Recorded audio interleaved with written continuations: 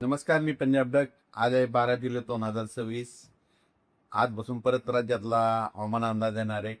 राज्यामध्ये आज 12, 13 आणि 14 तारखेपर्यंत आणखीन असं हवामान कोरडं राहणार आहे. म्हणून हा राज्यातल्या सर्व शेतकऱ्यांनी अंदाज लक्षात. पण राज्यामध्ये 15 तारखेच्या नंतर मध्ये 15 जुलैपासून 15 जुलै 16 जुलैच्या दरम्यान मुंबईला पाऊस सुरू होणार आहे, नाशिकला पाऊस सुरू होणार आहे, पुण्याकडे पाऊस सुरू होणार आहे, कोकणात देखील पाऊस सुरू होणार आहे. म्हणून हा अंदाज मुंबई, पुणे, नाशिक त्या जनतेनं शेतकऱ्यांनी घ्यायचा. म्हणजे 15 तारखेला बऱ्याच भागामध्ये पाऊस सुरू होईल म्हणजे लक्षात येतं. त्याच्यानंतर 15-16च्या दरम्यान राज्यामध्ये वेगवेगळ्या भागात म्हणजे पूर्व विदर्भ, पश्चिम विदर्भ, दक्षिण महाराष्ट्र, उत्तर महाराष्ट्र, कोकणपट्टी, खानदेश, मराठवाडा सगळीकडं म्हणजे 15 तारखेपासून दररोज वेगवेगळ्या भागात विखुरलेल्या स्वरूपाचा पाऊस सुरू होणार आहे. म्हणून त्या अंदाज सर्व शेतकऱ्यांना येतात.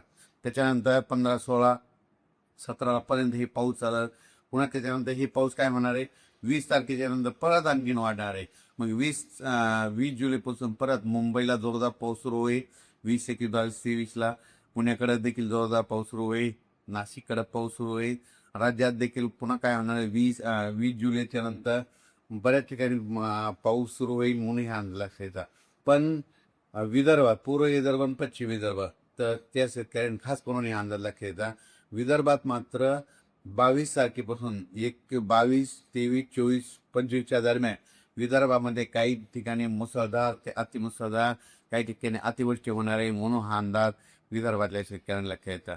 मग सांगायचं झालं का, नागपूर जिल्हा, भंडारा जिल्हा, गोंदिया जिल्हा, चंद्रपूर, यवतमाळ, गडचिरोली, त्याच्यानंतर इकडं यवतमाळ, त्याच्यानंतर अमरावती ह्या परिसरामध्ये काय म्हणणार आहे, 22, 23, 24, 25 दरम्यान काही काही ठिकाणी मुसळधार, कुठं अतिमुसळधार, वर्धा जिल्ह्यात देखील मुसळधार पाऊस पडेल. म्हणून वर्ध्याकरांनी अंदाज लागायचा.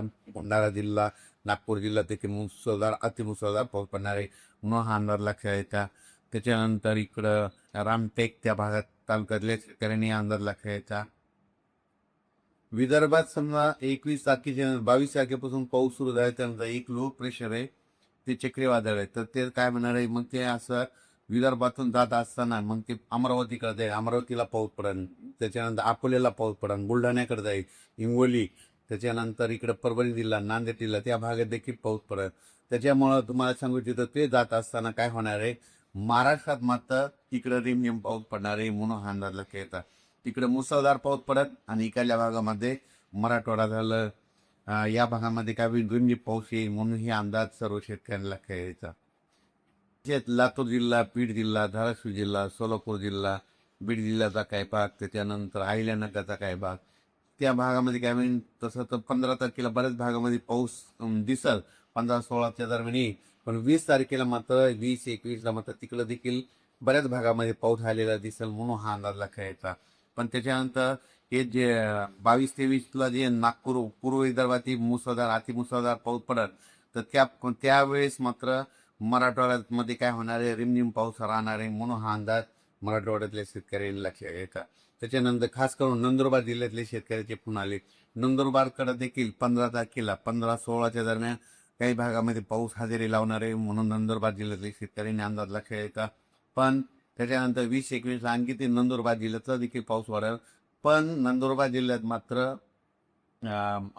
22, 23, 24, 25च्या दरम्यान मात्र चांगला मुसळधार, अतिमुसळधार पाऊस पडणार आहे म्हणून नंदुरबार जिल्ह्यातल्या शेतकऱ्यांनी अंदाज लक्षात घ्यायचा. कारण की नंदुरबार जिल्ह्यामध्ये शेवटच्या आठवड्यामध्ये जोरदार पाऊस पडणार आहे म्हणून या अंदाज लक्षात घ्यायचा. आणखीन त्याच्यामध्ये काय झालं की ज्या जिल्ह्यात अद्यापही पाऊस झालेला नाही त्याच्यामध्ये आणखीन 27 जुलै ते 5 ऑगस्टच्या दरम्यान पुन्हा एक प्रणाली तयार होईल आणि ते पाऊस आले त्यानंतर त्या भागात देखील पाऊस पडणार आहे म्हणून हा अंदाज लक्षात घ्यायचा.